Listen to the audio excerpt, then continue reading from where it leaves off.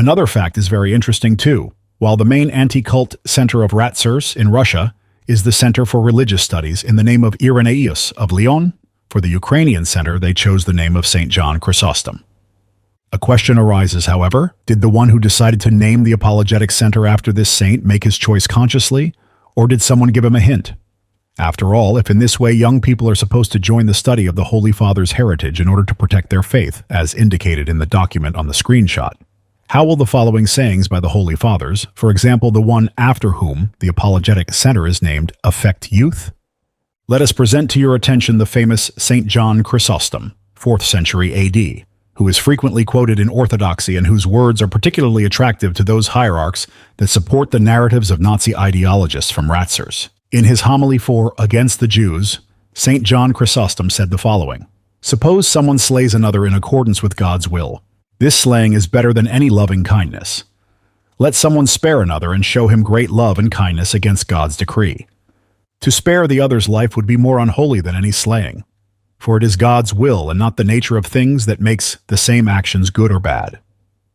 These are the words by a man called a saint. However, what did Jesus Christ teach? You have heard that our ancestors were told, "You must not murder. If you commit murder, you are subject to judgment." Matthew 5:21, NLT. For anti-cultists in the church ranks, a man who calls for killing by God's will is superior to Jesus Christ himself. This man is the one whose will an anti-cult agent will carry out when they are ordered to go and commit murder. A question arises. What does Christianity have to do with that? And who is actually the mouthpiece of God's will in the understanding of anti-cultists? Only ROC hierarchs may be those mouthpieces because all other religious organizations aren't Orthodox Christian, thus not being authentic, as anti-cultists like to repeat. Here's another quote by St. John Chrysostom from the homily for Against the Jews.